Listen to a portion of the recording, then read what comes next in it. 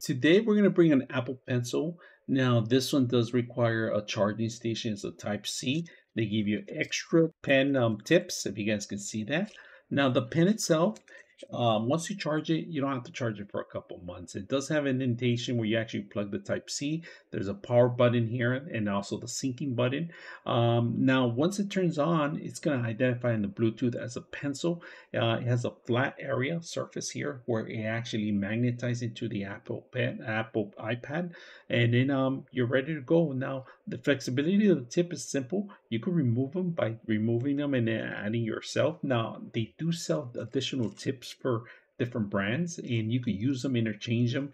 I've seen artists where they have flat surfaces and other kind of tips that they require. You can always replace these, but once you charge it up, you don't have to worry about for a couple months. So very simple, easy to use. I hope you guys enjoyed the video.